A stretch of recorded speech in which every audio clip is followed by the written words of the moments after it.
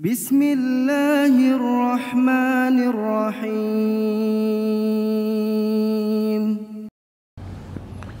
Ila hadratin Nabi Mustafa sallallahu alaihi wasallam wa alihi wa azwajihi wa dzurriyyatihi wa ala baitihi thumma ila sayyidah Fatimah binti Rasulillah sallallahu alaihi wasallam wa ila jami'il awliya was-syuhada was-sholihin khususan ila jami'il masyayikhi wa masyayikhina khususan ila abaina wa ummahatina wa jaddina.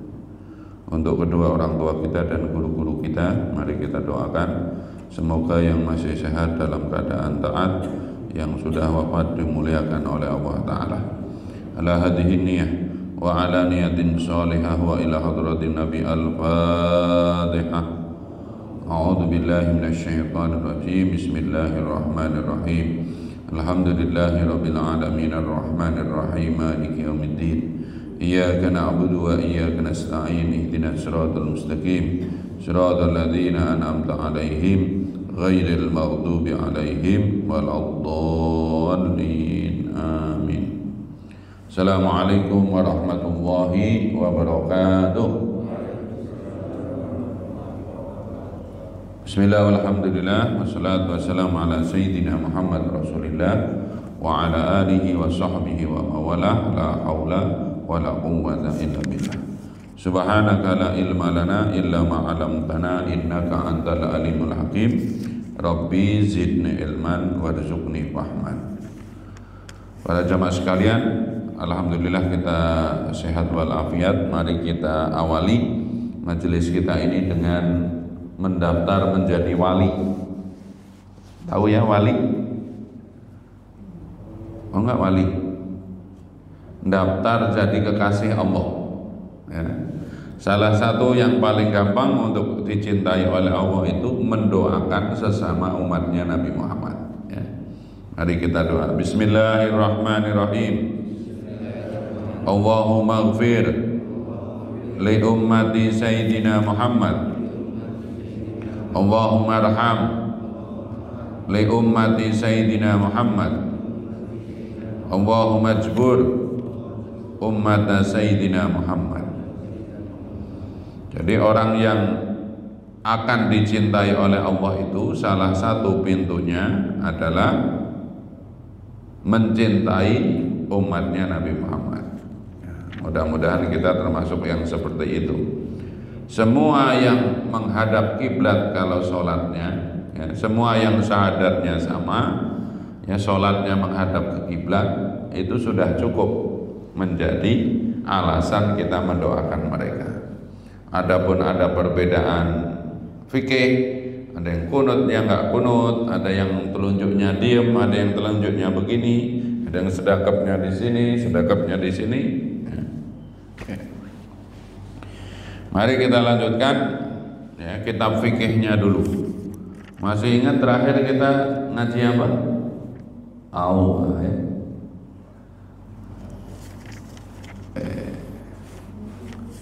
Masih ingat gak ibu-ibu?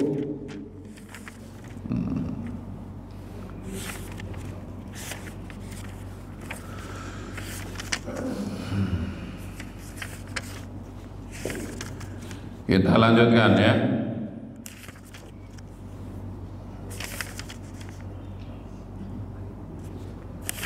Tentang najis ya. Karena kita terakhir kan bicara tentang apa?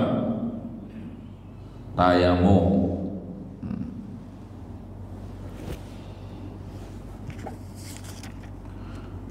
Ya, setelah tayamum kemudian yang batalin tayamum, masih ingat gak? Apa yang membatalkan tayamum? Ketemu air. Dua ya, kita baca aja bersama-sama ya. Nah, kalau cara tayamum masih ingat ya?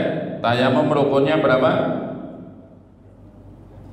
4. 1 niat. 2 sekarang kita latihan tayamum biar cepat naik pesawat ya. Salah satunya kan tayamum itu kalau kita mau umroh ya, terbang dari Cengkareng mau menuju ke Jeddah kan 9 jam. Ya, bayangin sudah di pesawat semua ya, pesawat Saudi Airlines gitu ya. Oke, jadi kita menghadap ke arah mana bangku pesawat. Bismillahirrahmanirrahim. Yuk. Nawaitu tayamumi li isbahati sholatil fardi lillahi ta'ala. Saya niat tayamum untuk diizinkan sholat karena Allah Ta'ala. Angkat tangannya semua begini, letakkan ke bangku pesawat. Habis itu langsung buat ke muka, nggak usah ditepuk. Di pesawat itu debunya nggak sebanyak di lapangan. Kalau di lapangan yang asli banyak debu, ini kan tebel banget, ditiup gitu. Biar apa? Biar nggak cemong. Nah, kalau di sini kan debunya sedikit banget tuh. Bahkan tadi udah divakum. Sejatinya di pesawat itu kalau yang ulama hati-hati nggak ada debunya. Tapi ini bil isyarah udah ya, tetap ayo tempelin langsung ke muka. Oke. Terus pindah. Ini kan tadi udah kena debunya, pindah lagi, misalnya ke bawahnya atau ke dinding pesawat, jangan ke punggung temennya ya.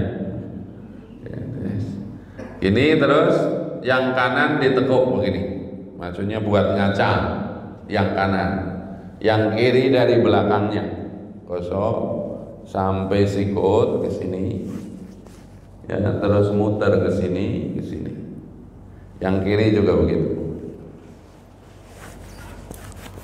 ya sampai sini. Kalau di buku fikihnya pesantren Tebu Ireng, kemudian tepuk sekali untuk begini. Biar sela-selanya ya. Jadi satu ke muka, satu lagi sini sampai sikut, muter ke sini, terus ke sini. Nah, termasuk kalau bapak mungkin sakit di rumah, meriang ibu-ibu ya, mau sholat di tempat tidur nggak kemana-mana, tayamum kan, tayamum salah satunya kalau sakit. Kita ingat-ingat dulu ya. Walladzi yubtilu tayamamu salah satu asya. Perkara-perkara yang membatalkan tayamum itu 3. Yang pertama, ma abtalal wudu. Apa-apa yang batalin wudu itu batalin tayamum. Yang batalin wudu 1, keluar sesuatu dari 2 jalan, angin, air, biji lengkeng. Jadi kita makan biji lengkeng, makan lengkeng, bijinya ketelen, terus bapak bersin, langsung gitu ya, keluar itu biji lengkeng, klotak gitu ya, dari belakang, batal wudunya. Ya. Apalagi yang lebih dramatis,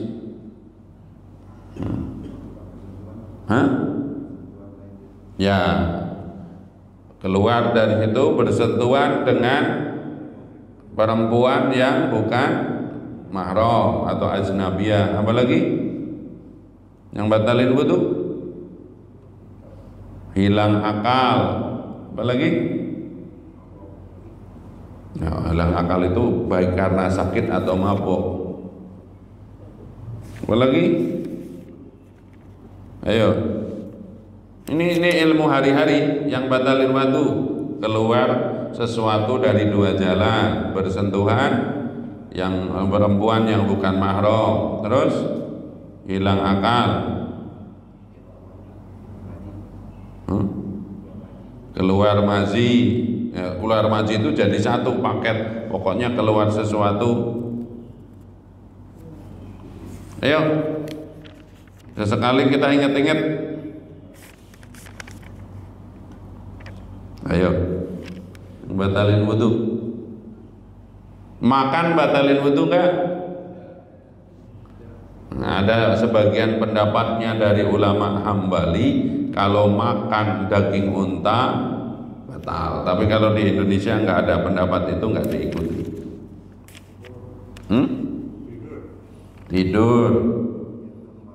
Tidur tadi jadi paket ya. hilang akal itu gara-gara tidur atau sakit. Ayo diingat-ingat lah. Semua yang membatalkan wudu itu membatalkan tayamum. Kita ulang ini di dalam kitabnya sudah kita baca beberapa bulan yang lalu. 1. Segala sesuatu yang keluar dari kubul maupun dubur. Yang kedua, tidur dengan mohon maaf klepnya itu nggak paten ya, maksudnya misalnya tidur begini terus tidur telentang, tapi kalau tidurnya begini nih pantatnya tetap gitu, kalau cuman begini nggak batal. Tapi kalau sudah ya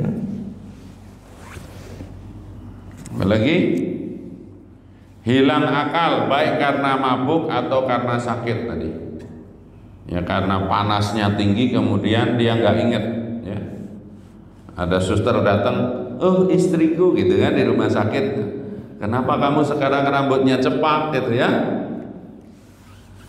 Apalagi bersentuhan kulit kemudian menyentuh kemaluan manusia.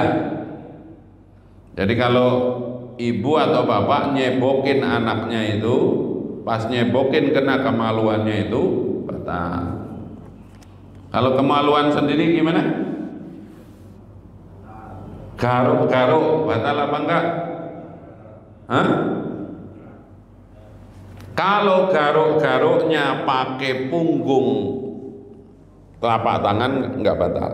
Jadi kalau gatel mohon maaf masuk ke kantor pusat terus begini-begini enggak batal. Bahasa saya kantor pusat ya, tolong dipahami semua ya. Tapi kalau begini batal. Batinnya epek-epek itu begini. Jadi kalau mau garuk-garuk ibu bapak pakai apa? Punggung. Jangan garuk-garuk kantor pusat pakai yang garuk-garuk dijual itu, bahaya ya. Kan suka ada tuh yang buat garuk-garuk dijual itu. Ya. Kalau dalam riwayatnya Imam Syafi'i yang lain itu termasuk belakang. Jadi garuk-garuk ke belakang pas di lingkarannya itu batal. Ya. Baik, kita lanjutkan ya. Yang batalin wudu tayamum tadi 1, semua yang batalin wudu. 2, melihat air di luar waktu sholat.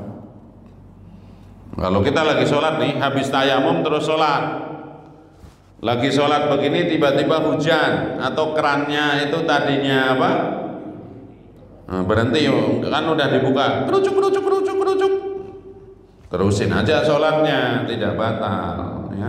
Tapi habis tayamum, kita habis tayamum nih, habis tayamum terus ternyata hujan, maka tayamum yang tadi langsung batal kalau ketemu. Tapi kalau lagi sholat jangan, udah 2 rakaat hujan terus, jangan lari kemudian sholatnya dibatalin. Apalagi sholat fardu itu nggak boleh dibatalin. Yang ketiga apa?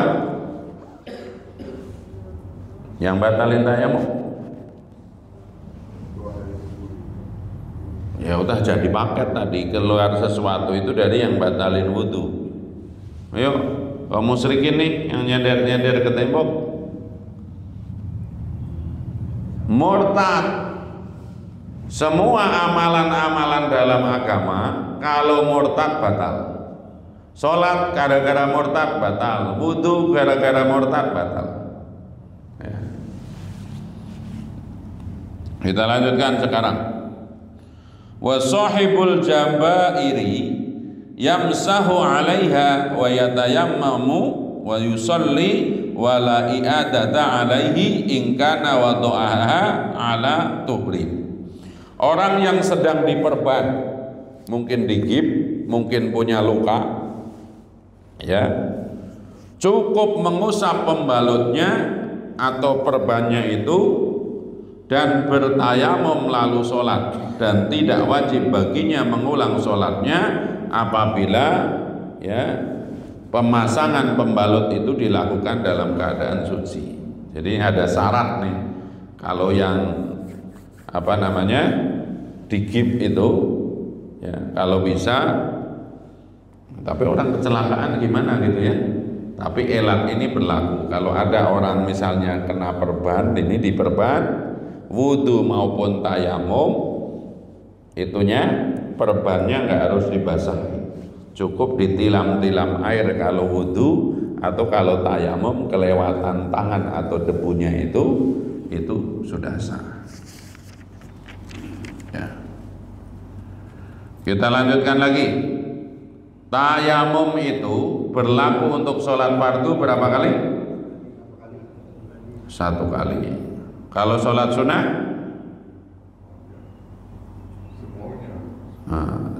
Sholat sunnah bisa berulang-ulang. Contoh begini, kita mau sholat subuh begini, ya nggak ada air, terus tayamum.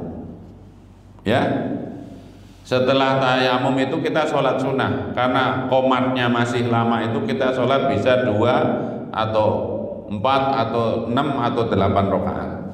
Nah, itu masih berlaku 8 rakaat itu dengan 1 tayamum. Tapi kalau sudah kena sholat subuh, maka kemudian tayamumnya batal. Nanti kalau mau sholat duhur maksudnya harus tayamum lagi. Nah, pertanyaan saya, kita duduk di sini, nggak ada air nih, nunggu suruk. Setelah suruk tayamum lagi atau enggak? Ini latihan mikir nih. Kita tayamum sebelum sholat subuh, qobliyahnya pakai tayamum, sholat subuhnya pakai tayamum, terus nunggu suruk. Setelah suruk sholat sunnah 2 rakaat, perlu tayamum lagi atau enggak? Regu A? Tidak. Regu B? Regu C? D?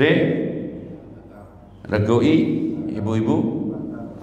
Kalau kaidahnya tayamum untuk sholat sunnah itu berlaku terus menerus, maka sholat syuruk nggak perlu tayamum.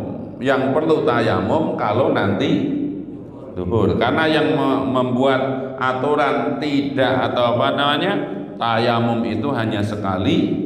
Nah, ini tidak ada hadisnya. Di dalam hadis riwayat Baihaqi, ya tayammamu likulli sholatin wa illam yuhdith.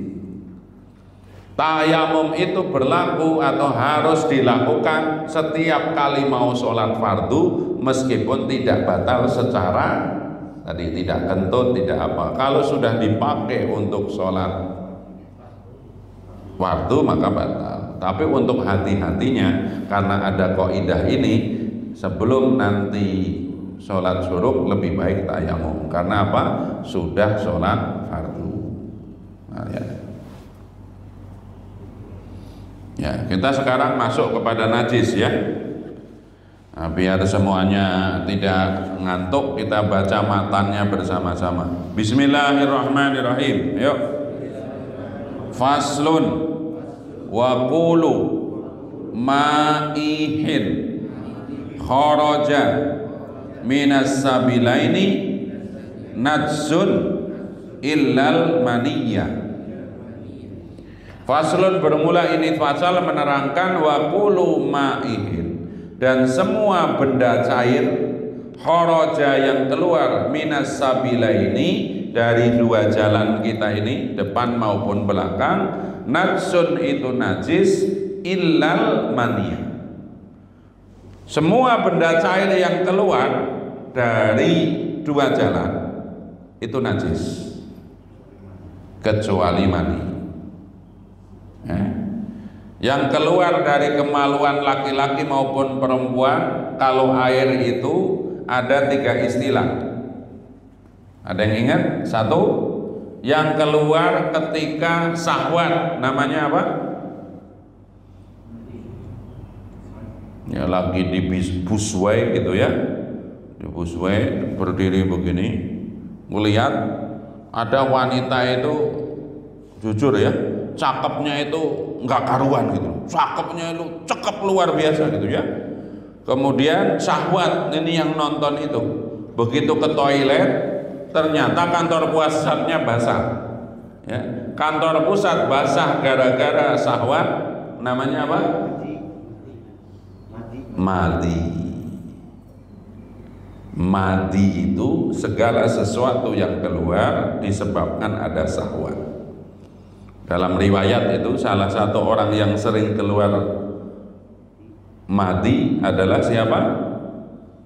Sayyidina Ali ya, saking itu tuh, tapi malu bertanya kepada Rasulullah, belum minta tolong bibinya untuk bertanya.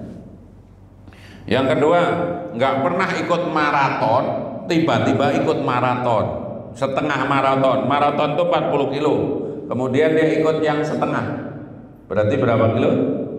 20 kilo. Selain keringetan, ternyata mohon maaf kantor pusatnya keluar.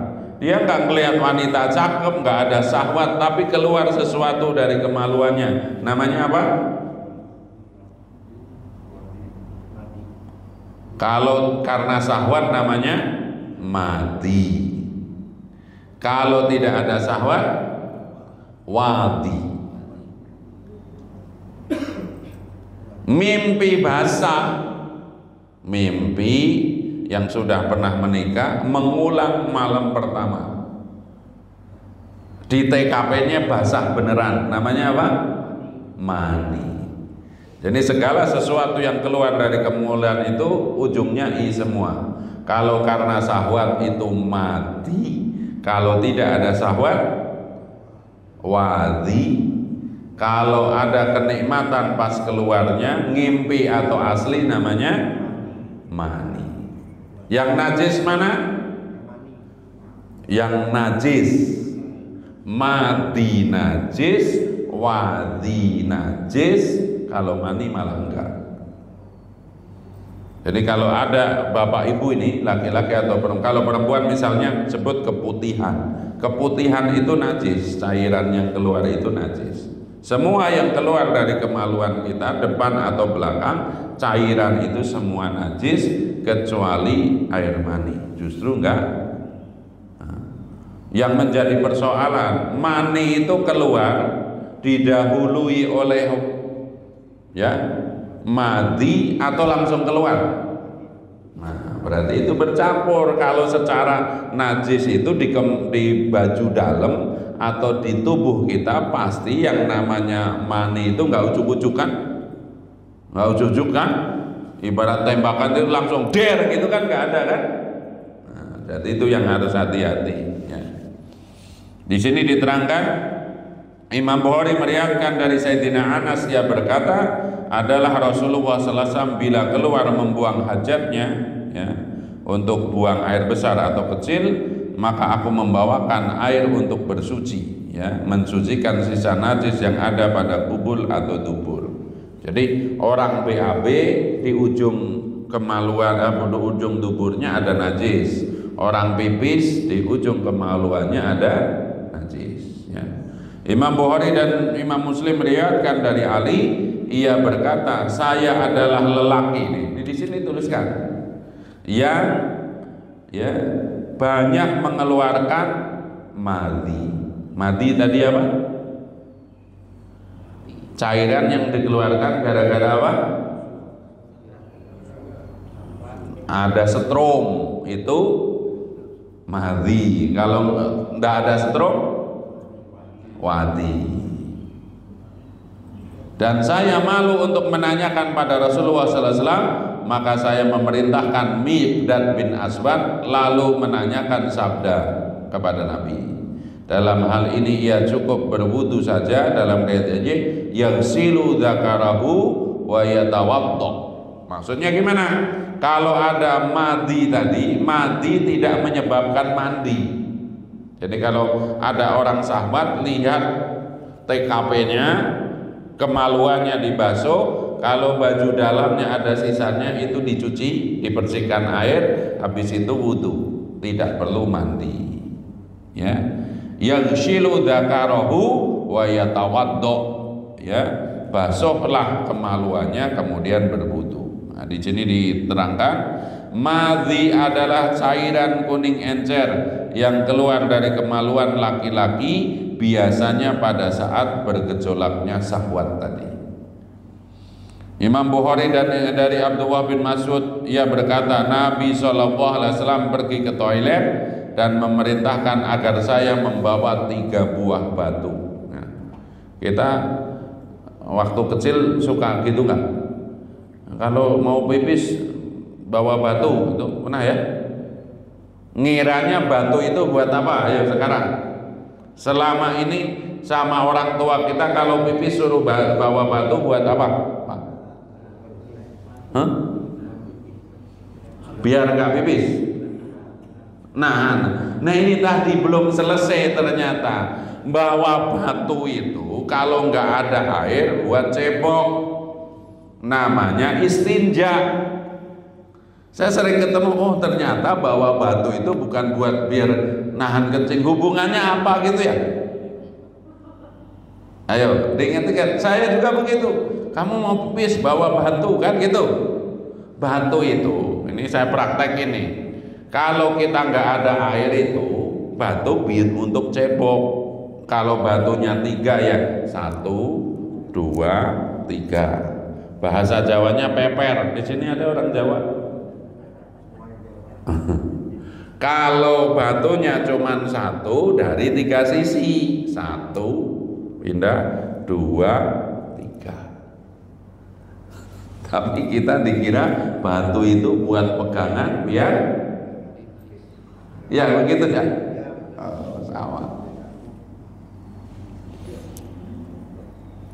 ya. Jadi Rasulullah ke toilet ya, kemudian meminta untuk kepada Sayyidina Ibnu Mas'ud dibawakan 3 batu. Namanya di padang pasir, kemudian mohon maaf tidak ketemu batu, yang ketemu kotoran manusia yang kering. Namanya apa? Kotoran manusia ya, bahasa kimianya TA1 lah gitu ya. TA1 ya. Kemudian saya mengambil ya kotoran manusia yang sudah kering dan saya haturkan kepada Nabi Muhammad. Beliau mengambil 2 batu ya, tapi yang kotoran kering itu gak dipakai. Kotoran kering yang sudah mengering itu kayak batu bata, gak bisa buat istinja. Karena apa? Mau kering mau basah, itu sesuatu yang keluar dari kemaluan manusia itu najis. Hadis-hadis di atas menunjukkan kenajisan ya, hal-hal tersebut di atas karena beliau Nabi Muhammad sendiri membasuhnya atau menyuruh agar membasuh atau bahkan menjelaskan kenajisannya. Untuk itu segala sesuatu yang keluar dari kubul atau dubur yang tidak disebutkan di sini dikiaskan. Jadi semua yang keluar itu najis. Ya.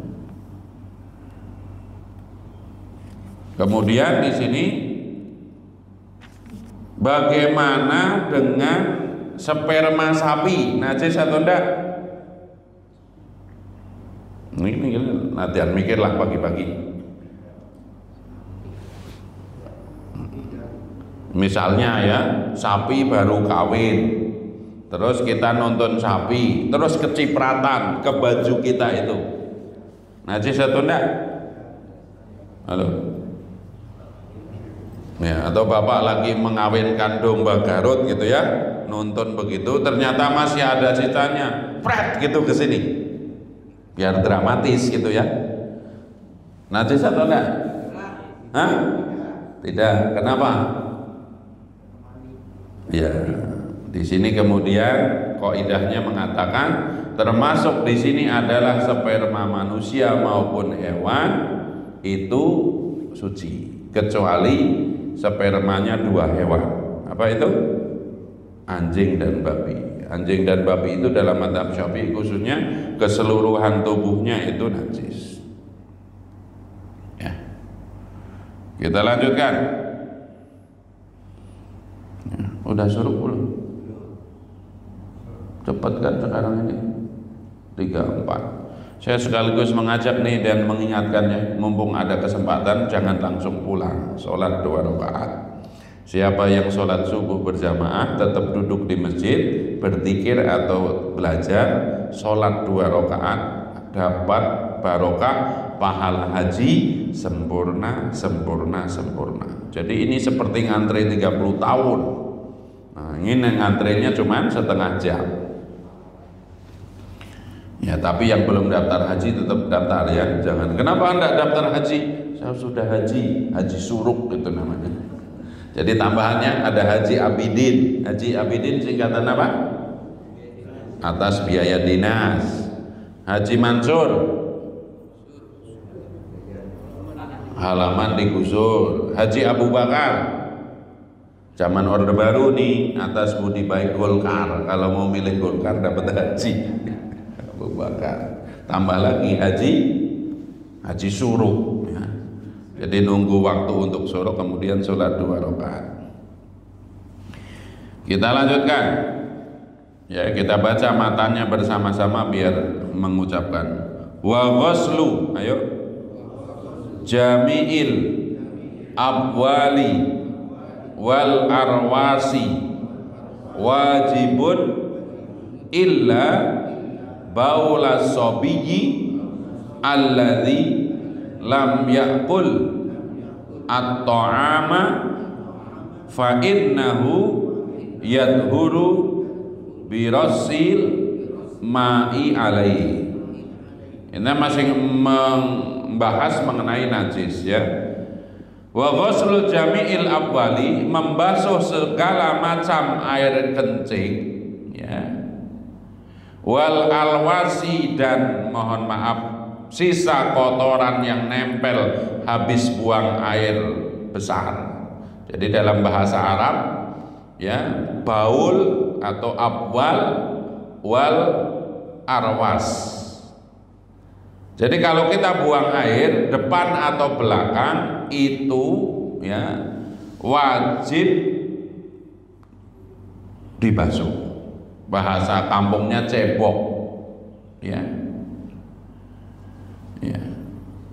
Jadi apa yang nempel di kemaluan kita depan atau belakang wajib dibasuh dengan air yang banyak ya.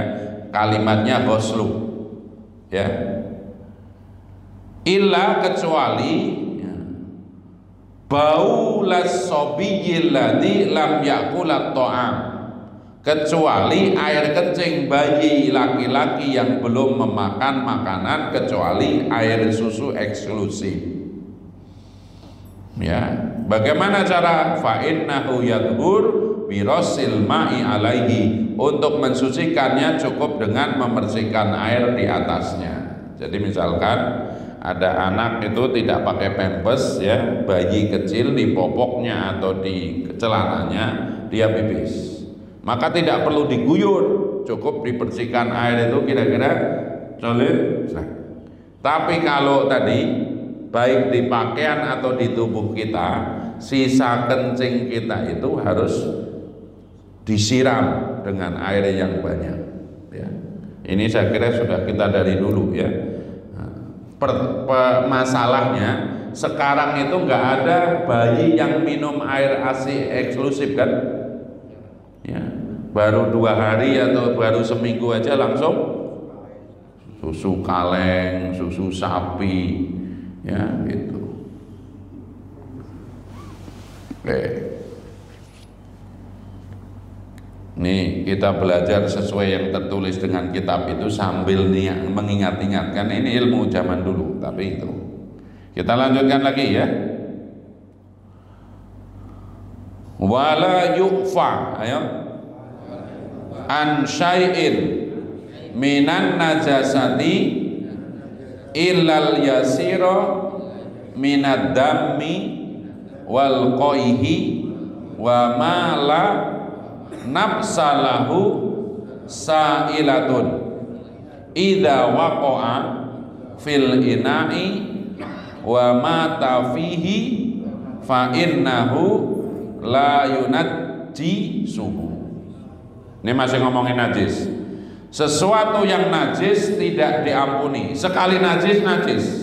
tidak berubah menjadi tidak najis. Ya. Ya. Illal yasiru minad dami, kecuali darah atau nanah yang sedikit. Ya, jadi gini, darah itu najis, tapi kita kemudian ada darah sedikit di sini, maka itu diampuni.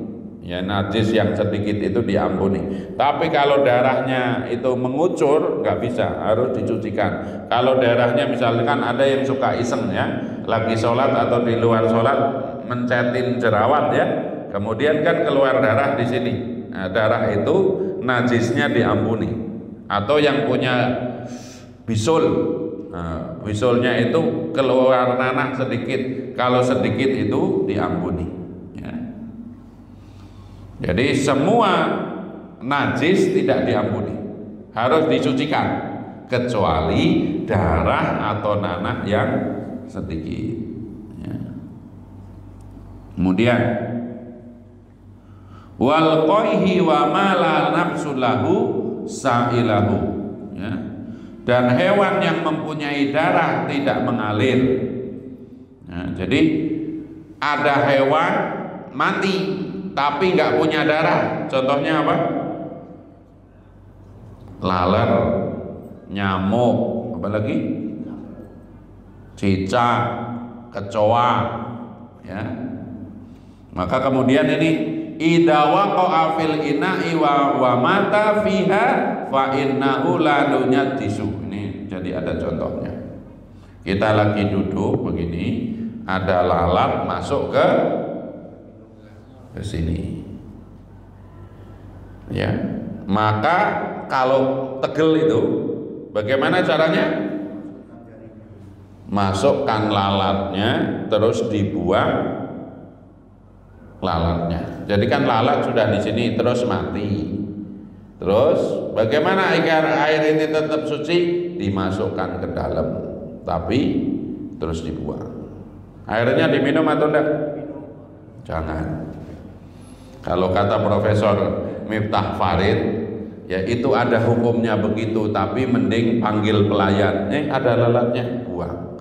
Jangan mentang-mentang ada hukumnya, orang Islam jorok banget, itu loh. Ini belajar nih, saya pernah belajar langsung sama Profesor Dr. Miftah Farid di Bandung. Oke, bener, itu air minum itu nggak najis, tapi orang lain jijik gitu loh. Misalkan saya itu pakai sorban begini, ya lagi di situ ada resepsi gitu kan, masuk lalat, set, buang loh. Kira-kira orang yang di dekat saya jijik enggak? Nah, ini ilmu secara fikih memang begitu, tapi jangan gitu ya, kecuali nggak ada air sama sekali gitu. Apalagi laler hijau ya, laler hijau kan peng-pengannya, blok terus, set. Kenapa begitu Pak Ustadz? Sunnah, tapi sunnah yang mengerikan itu begitu ya. Ya, tinggal panggil aja, Mbak, ini ada lalatnya, tolong ganti. Apalagi kalau di restoran, ya stres banget kalau dipanggil begitu ya. Ya boleh kalau mau, kalau saya nggak mau. Karena sugestinya bisa jadi ya. Kalau pas inget minum rendaman laler gitu ya. Ya. Tapi ya kalau memang yakin minum aja. Kalau saya gara-gara pernah belajar itu jangan pernah diminum yang begitu, jadi fitnah. Karena tidak semua orang ngaji. Kalau yang ngaji paham, kalau yang nggak ngaji, jorok banget sih itu Pak Ustadz ya, rendaman lalat kok dimakan gitu ya. Imam Bukhari dan lainnya meriwayatkan dari Abu Hurairah bahwasanya Rasulullah bersabda, "Idza waqa'atu babu fi ina'in ahadikum falyasmihu kullahu." Bila lalat terjatuh pada gelas air seseorang di antara kalian, maka benamkanlah keseluruhannya, kemudian buanglah lalat itu, karena sesungguhnya pada salah satu sayap terdapat obat, sedang pada sayap yang lain penyakit. Apabila bangkai lalat ini menajiskan, tentu Nabi tidak akan memerintahkan membenamkan. Dari lalat ini hukum semua bangkai yang tidak mengalir darahnya dikiaskan. Mungkin itu ya sebagai pengingat-ingat, mulai yang batalin tayamum. Kemudian apa lagi? Semua sesuatu yang keluar dari depan dan belakang semuanya najis. Tayamum itu untuk sholat sunnah bisa diulang-ulang sampai batal, tapi kalau sholat fardu, termasuk kalau sholat jamaah itu tetap setelah selesai sholat itu tayamum lagi. Ini kiasnya begitu. Kemudian semua yang keluar dari depan belakang najis kecuali sperma atau air mani, ya. Kemudian apa?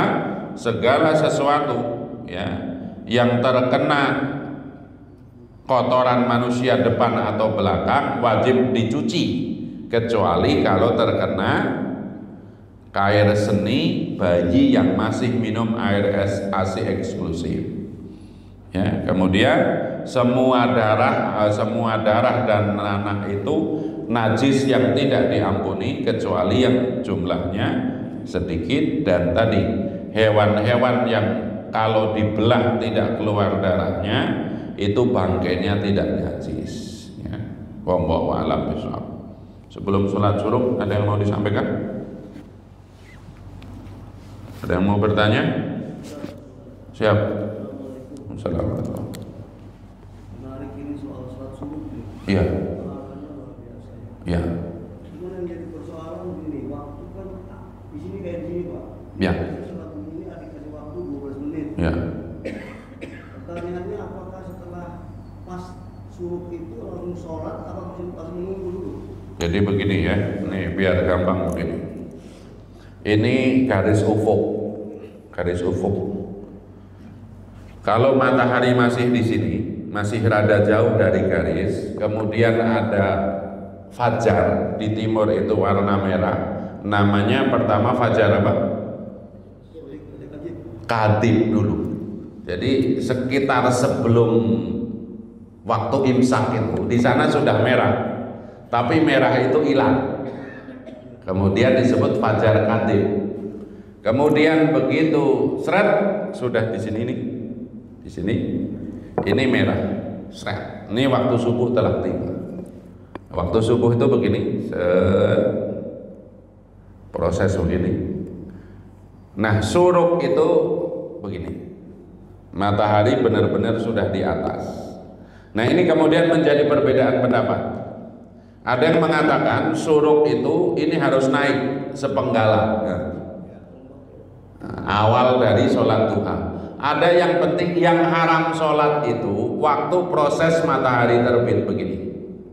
Makanya yang tidak dibolehkan sholat itu kapan? Setelah sholat subuh, kan? Kan setelah sholat ini kan nih, sholat subuh itu matahari belum terbit, ya. Setelah adzan kemudian proses, ya, proses. Nah, waktu matahari proses terbit ini jangan sholat, takut tasyabuh. Tasyabuh itu sama dengan para penyembah matahari gitu loh. Nah, kemudian matahari terbit dengan sempurna itu syuruk, ya. Ini terjadi perbedaan pendapat, nunggu naik dulu atau setelah terbit. Pendapat yang moderat, maksudnya yang ringan, pokoknya matahari sudah terbit dengan sempurna. Kalau di jadwal udah ngomong terbit berarti sudah syuruk. Tapi yang hati-hati tadi, ya, takutnya begini, ternyata masih ada yang nyenggol segini gitu loh, masih dalam proses gitu, ya. Jadi kalau yang paling aman ya nunggu jadwal itu, ya, 15 sampai 10 menit. Kalau enggak begitu bunyi tunggu 1-2 menit, ibaratnya biar nggak ada ekor gitu loh, ekor dari ujung gitu. Kan prosesnya begitu sebelum ada jam, ya. Itu kayak kita lihat nih sambil inget-inget. Jadi waktu subuh itu matahari di bawah garis sampai matahari terbit, subuh habis, ya. Kita terus sini, waktu duha itu naik sedikit, naik sepenggalan. Jadi ibarat kalau ini di sana itu kita begini, matahari sudah di sini, matahari terbit itu kan ini. Terus kapan kita nggak boleh sholat lagi? Kalau siang kita nggak boleh sholat kapan? Sebelum duhur. Waktu kalau kita berdiri begini, nih, kita nggak punya bayangan, itu nggak boleh sholat. Pas istiwa. Kapan waktu duhur? matahari sudah condong ke barat, set, kita mulai punya bayangan. Oke?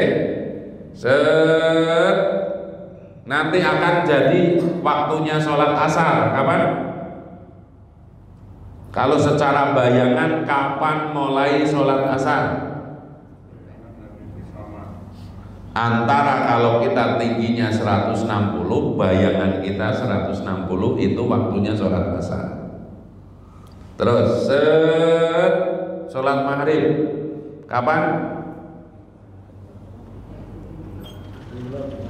Waktu bayangan kita sudah hilang, berarti mataharinya sudah tenggelam. Terus waktu isya kapan kalau tidak pakai jam? Waktu matahari terbenam di sebelah barat itu seperti waktu subuh. Waktu subuh ada merah-merah di barat. Mataharinya sudah nggak ada, lingkarannya nggak ada, tapi di sebelah barat sana masih ada merah-merah. Kapan masuk waktu isya? Kalau merah-merahnya sudah hilang, di barat sudah hitam kelam gitu. Jadi kalau memang saya mengambil itu Pak, kalau kita buru-buru yang penting sudah terbit, kita sholat suruh. Tapi kalau ada waktu lebih baik kita menunggu itu tadi untuk kesempurnaannya itu. Ya, wallahu a'lam bishawab. Mari kita akhiri dengan membaca doa minum zam-zam ya, biar segera minum zam-zam lagi di depan Ka'bah. Bismillahirrahmanirrahim.